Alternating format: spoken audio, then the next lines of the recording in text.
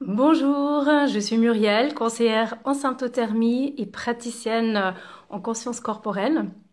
Aujourd'hui, comme tous les jeudis, on se retrouve pour un petit live et j'ai le grand plaisir, aujourd'hui on a une invitée spéciale, Jessica Araluna, que je vais inviter à l'instant. Donc un petit moment. Alors, Jessica, un petit instant.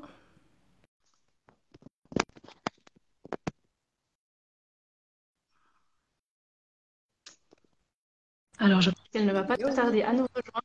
Parfait. hello, hello. Bonjour Jessica, écoute, je suis ravie de t'accueillir aujourd'hui ici. Tu es notre invitée spéciale. Merci. Vraiment très heureuse de faire ta connaissance. Et peut-être pour démarrer, est-ce que tu peux te présenter, nous dire en peut-être quelques mots, ça va être peu, mais en voilà, en quelques phrases, qui tu es, quel est ton parcours? Hmm. Bonjour Muriel, enchantée. Bonjour à tous et à toutes. Enchantée. Alors, mon parcours en quelques mots. Aujourd'hui, je suis formatrice et mentor pour thérapeutes, coachs et accompagnantes. Donc, je forme des femmes à devenir des accompagnantes trauma informées avec une approche et une méthodologie holistique.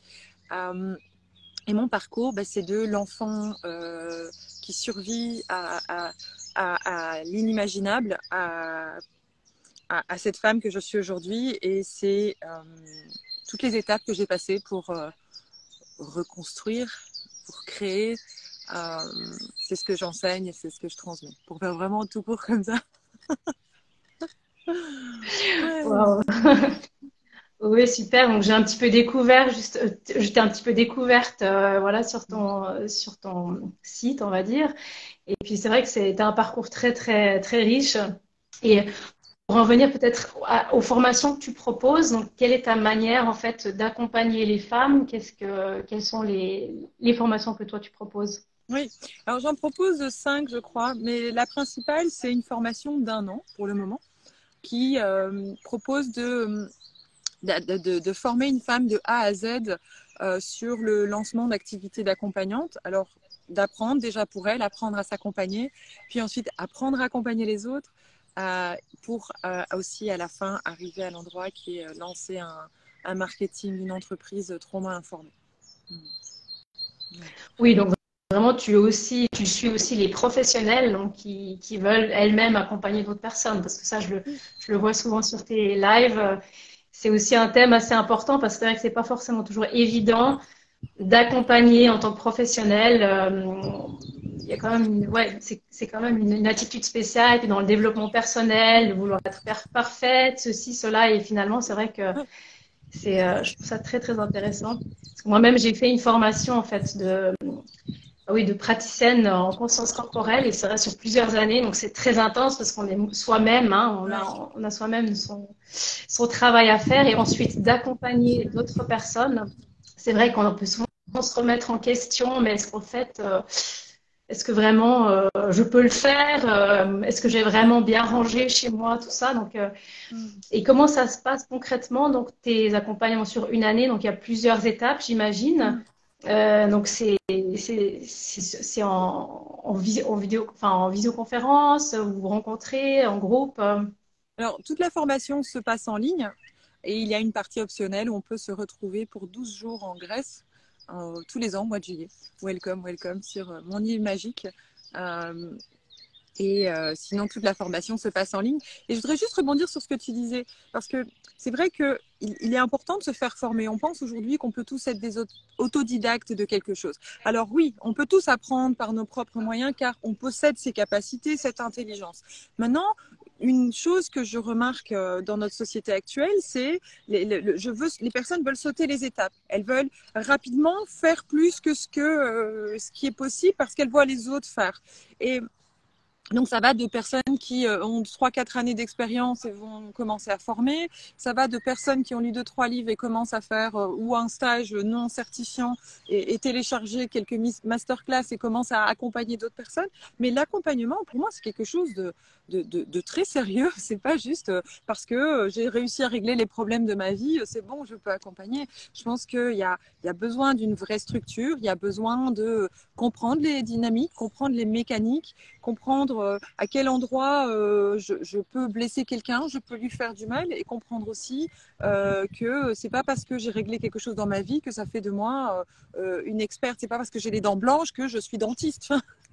C'est pas parce que j'ai des cheveux longs que je suis coiffeuse. Enfin, il faut aussi revenir un peu les pieds sur terre. Et c'est vrai qu'en 2023, il y a beaucoup de formations courtes. Il y a beaucoup de formations et beaucoup de personnes qui cherchent aussi ces formations parce qu'elles n'existeraient pas si les personnes ne chercheraient pas quelque chose de rapide, qui propose un chemin très rapide vers l'accompagnement et, euh, et, euh, et personnellement, j'imagine que tu me rejoins si ta formation en 3 ans. La mienne, je projette de la faire en 2 ans l'année prochaine parce que je me rends compte qu'il y a des choses que j'aimerais ajouter et que le rythme est déjà très dense et que je veux mettre plus. Donc l'année prochaine, ce sera sur du 2 ans.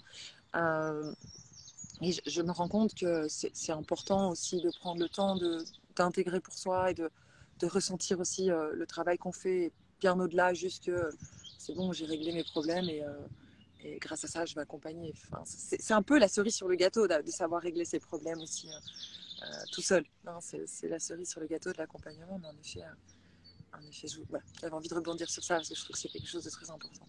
Oui, je pense aussi, hein, toujours cette tendance à accélérer, à faire les choses très vite, alors que même des fois, même on pense avoir réglé ses problèmes, mais des fois, il y a des choses qui ressortent quand même plus tard, etc. Donc, on est toujours quand même en chemin, je dirais. Donc, et c'est vrai que de faire des formations très rapides, c'est quand même une grosse responsabilité aussi, ça, Oui, d'accompagner des gens. Donc, c'est pas anodin, surtout quand justement il y a des traumatismes derrière. oui. C'est quand même quelque chose qui demande être capable aussi de, comment dire, d'intégrer, c'est-à-dire de ne pas mélanger, parce qu'émotionnellement, ça peut être très difficile. Donc, de rester soi-même, sereine, tout en accompagnant, en étant là pour l'autre, c'est pas quand même évident d'avoir toutes ces ressources.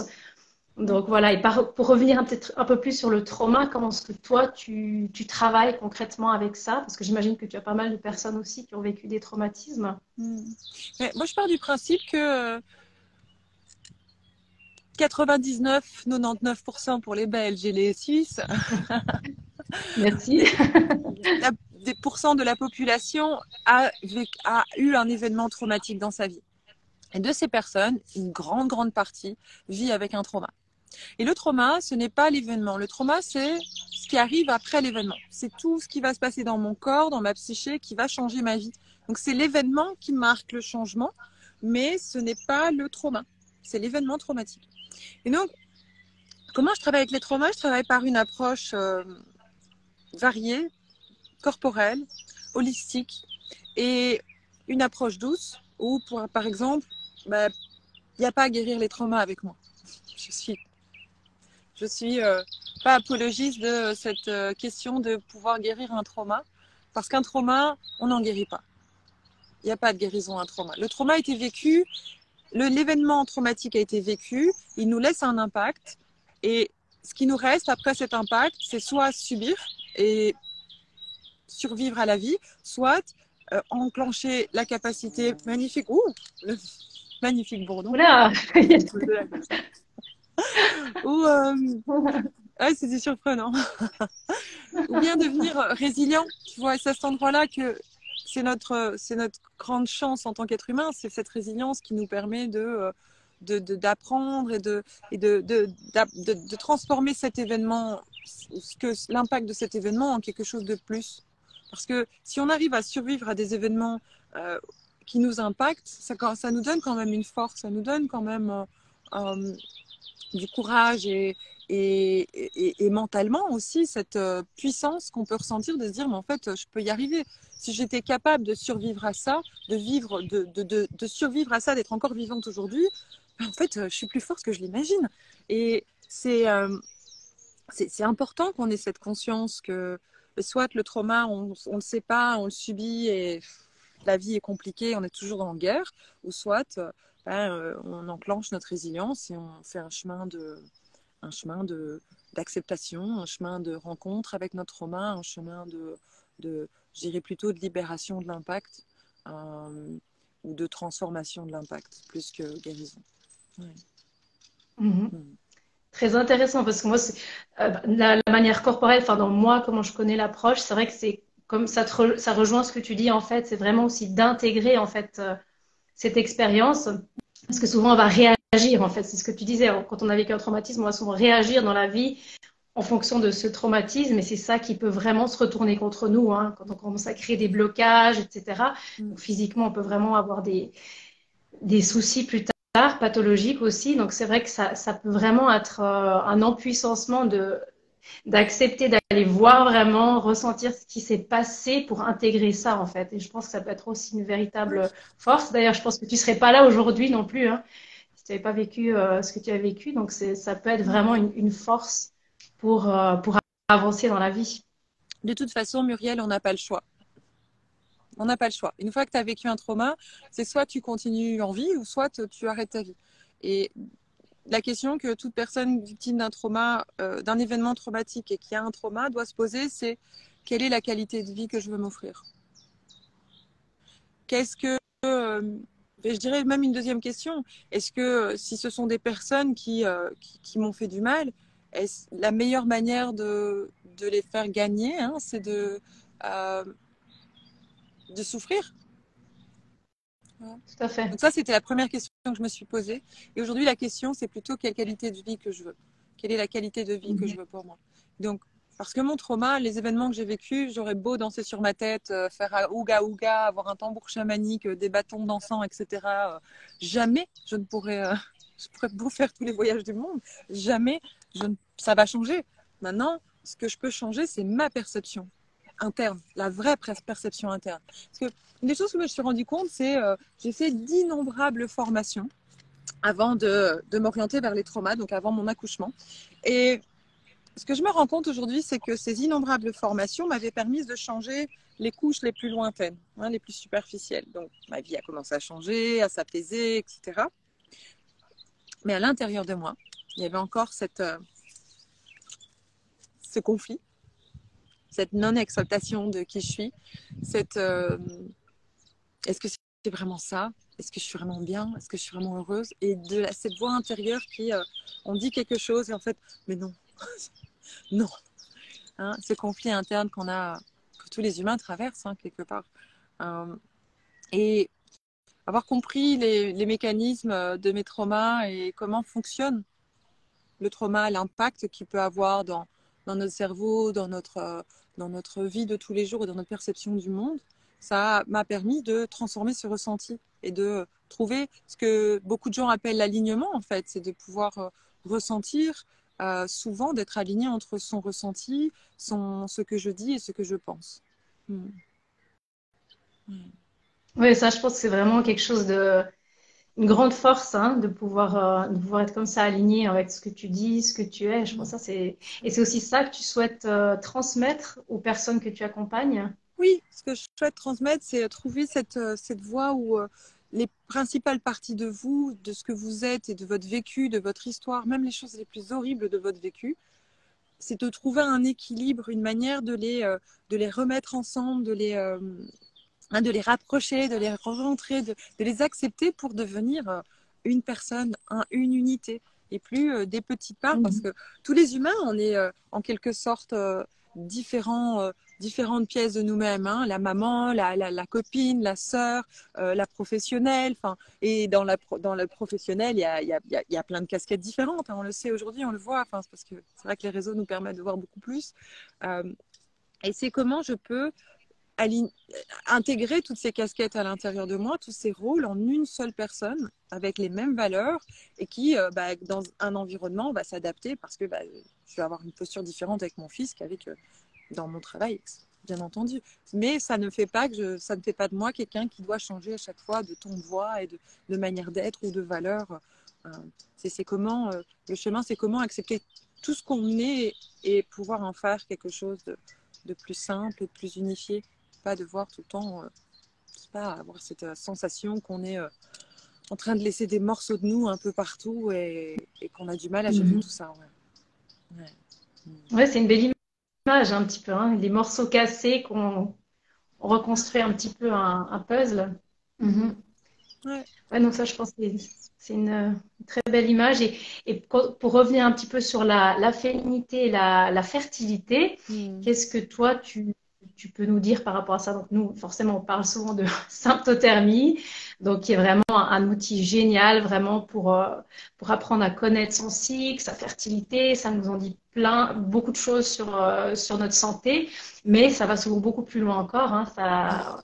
On le découvre en fait, en apprenant à connaître son cycle, on découvre plein de choses aussi Oui. sur nous-mêmes. Donc, quelle est toi ton expérience peut-être, parce que tu me disais que tu avais aussi des personnes que tu suivis qui faisaient aussi de la symptothermie. Donc, Oui.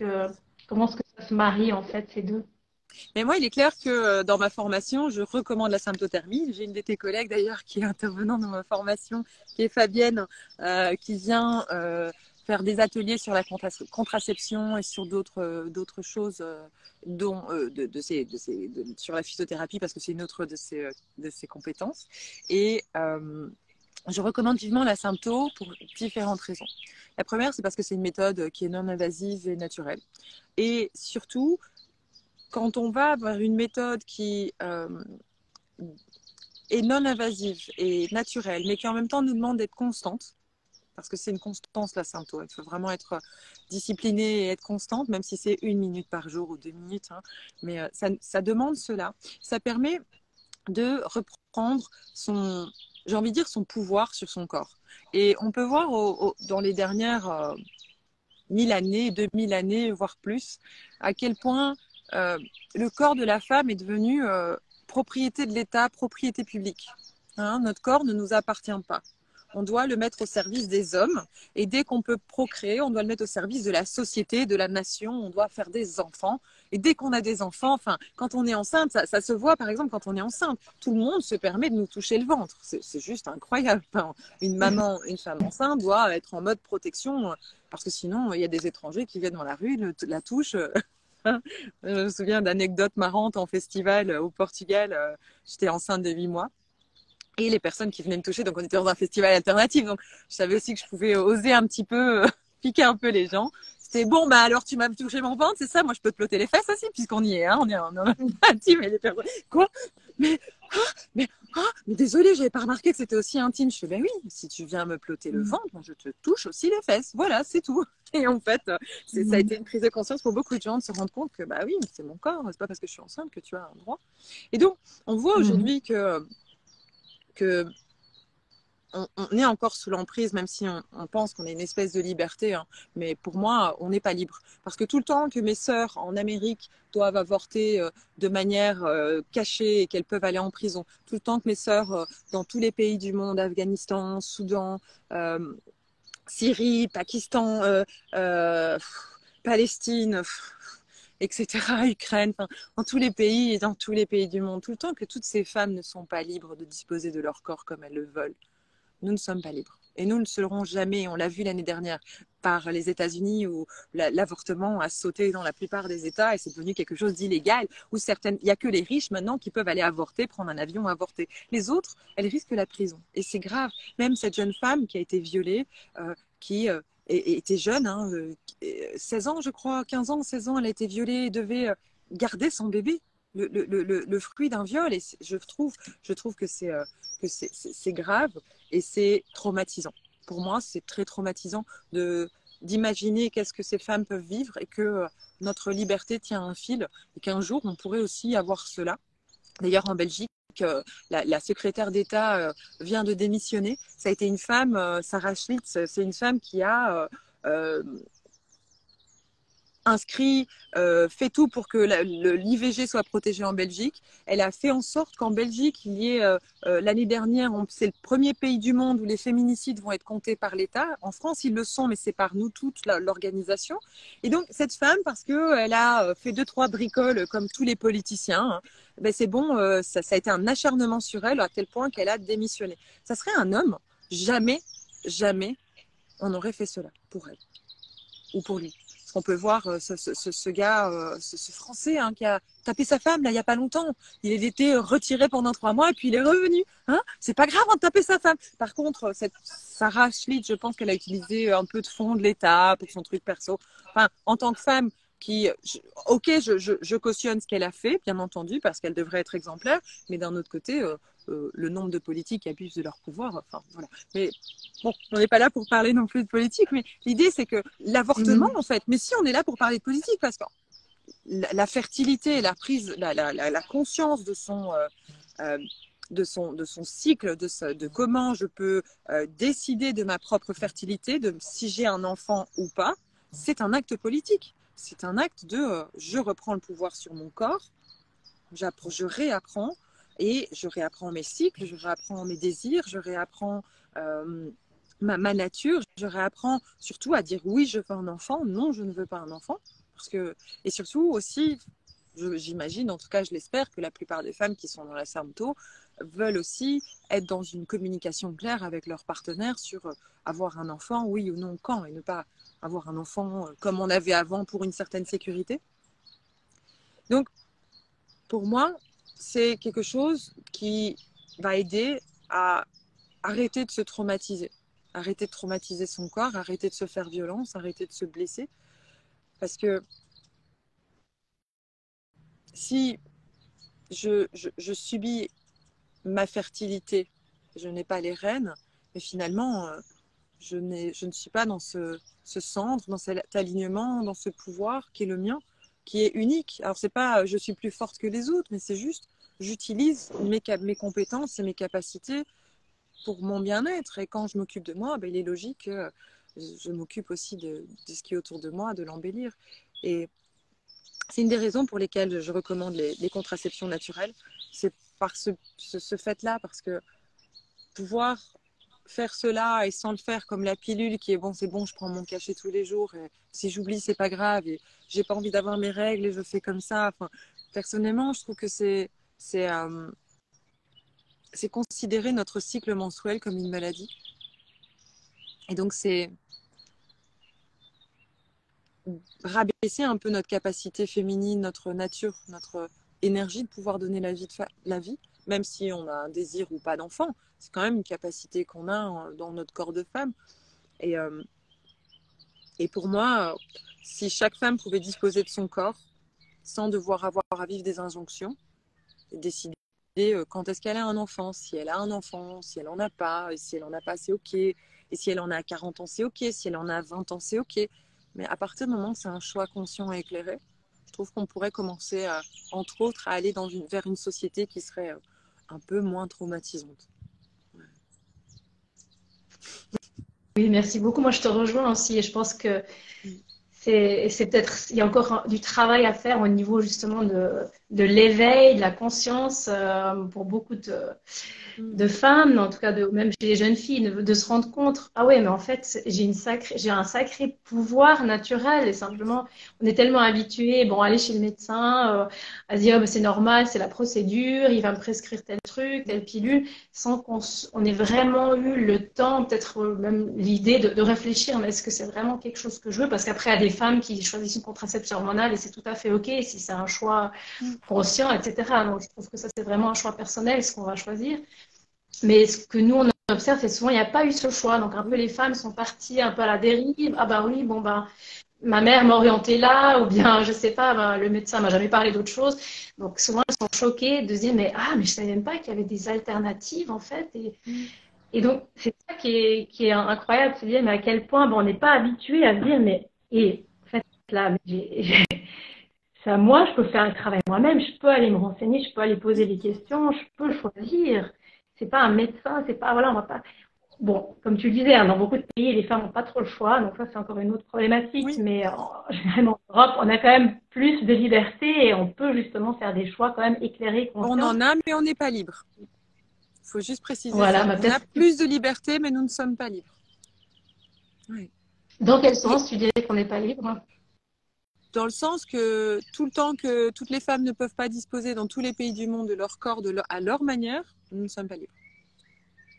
Pour moi, Ouais, au niveau la vraie planétaire. liberté, Ouais. elle va s'atteindre quand tous les êtres humains vont l'avoir. Je ne peux pas me sentir libre si je sais que à quelques 1000 kilomètres, il y a des femmes qui souffrent. Parce que c'est pas si loin, en fait. C'est quelques heures d'avion, hein. C'est pas si loin aujourd'hui. C'est pas l'autre bout du monde où j'ai pas les informations. C'est à côté. On le voit le nombre de femmes. On l'a vu avec nos sœurs en Iran. Moi, je me sens pas libre. À partir du moment où je pense à elles, je sens que ma liberté aussi est fragile. Alors oui, j'ai un peu plus de liberté.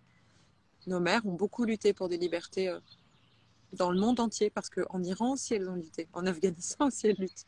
hein. C'est juste que Mhm. on a un peu plus de chance par rapport à ça, mais c'est pas non plus une grande question parce que c'est la question que je voulais te poser. Est-ce que tu connais, Muriel, une femme qui prend la pilule avec un choix éclairé de savoir tout ce que la pilule peut lui faire et de savoir une femme qui aurait fait un chemin sur elle, un chemin sur son développement personnel, reprise de pouvoir, symptothermie, accompagnement, etc., ses traumas, ses blessures, etc., qui prend la pilule de manière consciente. Personnellement, je ne connais pas, mais peut-être ça existe. Hein, je ne veux pas dire que c'est impossible, mais ça, pour moi, c'est Non, rare. non, tout à fait. Mais C'est après, rare. Parce que quand tu sais tout ce c'est que la rare. pilule C'est rare. fait, Après, tout à fait. Je suis d'accord avec toi, mais il peut y avoir des situations de vie où ça peut être peut-être la meilleure chose. Moi, j'avais une cliente, par exemple, qui avait des migraines extrêmement violentes. oui. C'était très jeune et était juste épuisée. Et elle a fait plusieurs travails différents. Mm. Et au bout d'un moment, elle est arrivée. Elle a fait aussi la symptothermie. Et là, pour elle, elle était tout à fait consciente que c'était pas la solution pour elle de prendre la pilule, mais que c'était un Ouais. transitoire, si tu veux. Et là, je trouve que c'est vraiment, voilà, Ouais. ça rentre peut-être, si tu veux, parce qu'on n'est pas toutes prêtes au même moment. Donc, il y a vraiment, Mm. parfois, on peut se dire, OK, ben, peut-être la symptothermie, c'est pas adapté pour moi maintenant. Mm. Bon, je fais autre chose et je reviendrai plus tard. Et c'est tout à fait OK. Donc, comme le développement personnel, peut-être qu'à certains moments, on n'est pas encore ouvert Mm.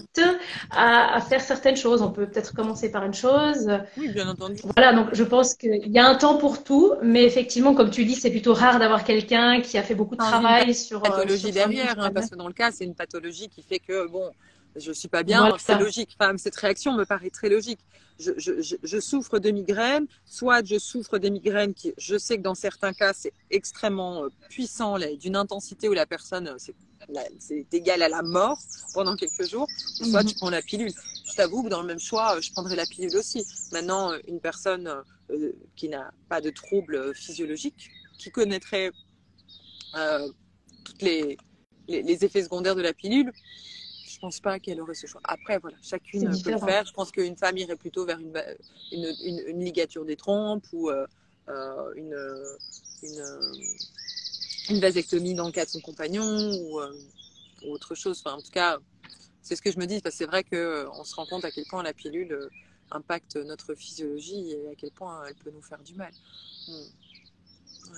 Tout à fait. En plus de la responsabilité, enfin, moi personnellement, c'est toujours ça qui m'a un peu répulsée. C'est pourquoi moi, en tant que femme, je devrais m'infliger Ouais. ça quelque part. Alors Alors que bon, nous, les bah, femmes, c'est un jour d'ovulation par mois. Les hommes, c'est fertile toute l'année.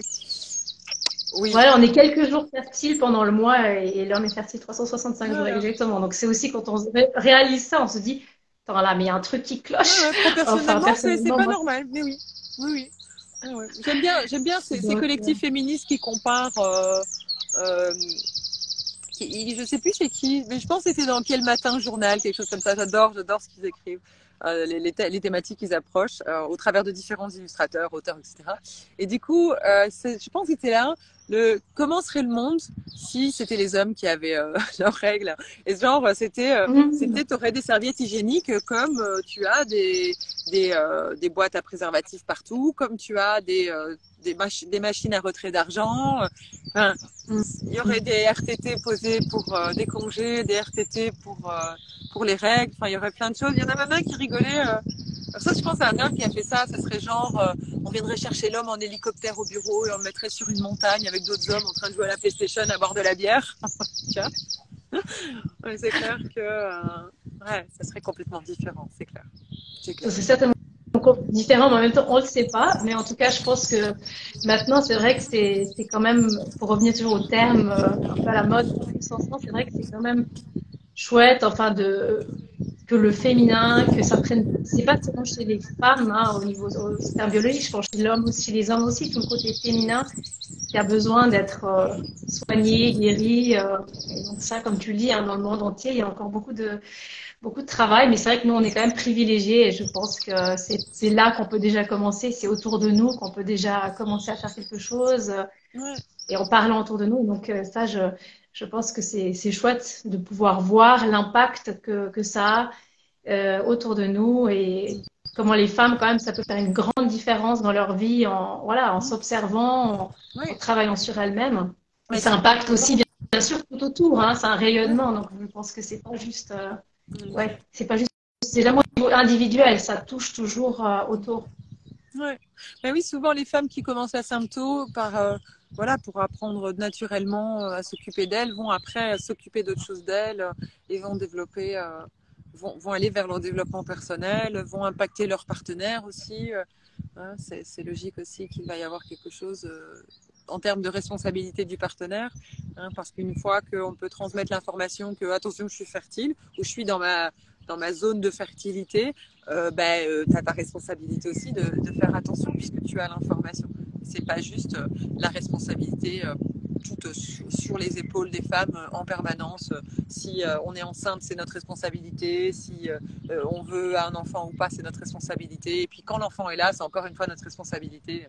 On doit encore aller jusqu'au bout et c'est nous encore qui portons tout. C'est clair que il est temps que ça change et que, en effet, j'espère en tout cas que le fait que nos pays changent, ça puisse aussi changer petit à petit dans le reste du monde et apaiser et transformer ce monde patriarcal dans lequel on vit, qui est fait pour l'homme et l'homme blanc, et c'est bon. Enfin, ouais. Ouais, en tout cas, merci pour ton message. Je crois qu'il est assez clair.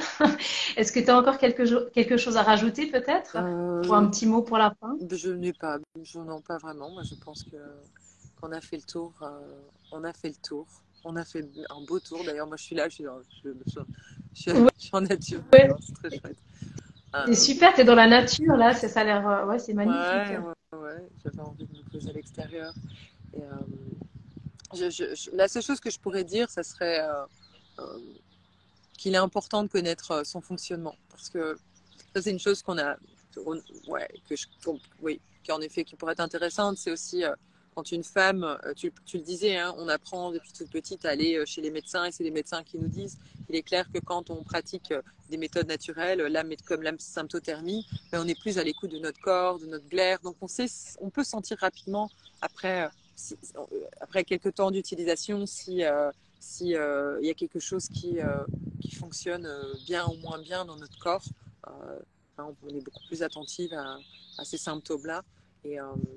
Et je pense que ça aussi, c'est très important parce que ça nous permet d'aller chez les médecins et plus d'être dans cette posture de se faire tout petit et que le grand médecin, il sait pour les autres. C'est notre corps. On sait aussi pour nous. Et le médecin, bien entendu, il a fait des études et peut nous guider, mais ça ne veut pas dire qu'on lui laisse un plein pouvoir comme on a fait. Hein, on nous a inculqué que le grand médecin, c'est tout. Et aujourd'hui, c'est aussi cette reprise de pouvoir de dire maintenant, en fait, il y a quelque chose ou pas, et je sais, c'est mon corps, et j'ai cette sagesse que personne d'autre n'a parce que c'est mon corps. Voilà, et je peux décider si je veux pas quelque chose aussi, si ça me convient pas, je peux dire non, je peux pas être forcément faire ce qu'il me dit. Exactement. Ou voilà. Donc, exactement. Ouais, c'est super intéressant. Et du coup, donc, on peut te retrouver, donc toutes les infos pour celles qui sont aussi intéressées par tes formations, on te retrouve simplement sur ton compte Instagram. Tu as toutes les informations. Oui, on peut me contacter en DM ou celles qui veulent des infos peuvent me contacter ou aller en bio, aller voir mon profil. Welcome. Voilà. Après, il y a plein de choses intéressantes. Je suis allée regarder tout à l'heure. Donc, en tout cas, je te remercie beaucoup pour ton intervention aujourd'hui. C'était très intéressant. Et puis, pour celles ou ceux qui s'intéressent encore à la symptothermie, n'hésitez pas, vous pouvez toujours cliquer sur le lien en bio, réserver un appel découverte gratuit avec une conseillère si vous voulez avoir un petit peu plus d'informations. Ou alors, vous cliquez sur le compte de Jessica pour avoir plus d'informations. Je te remercie encore beaucoup. Je te souhaite une belle journée. Et puis, à bientôt, j'espère. Merci Muriel, à bientôt. Bonne journée à tous et à toutes. À bientôt. Ciao. Au revoir. Bonne à toutes. Ciao.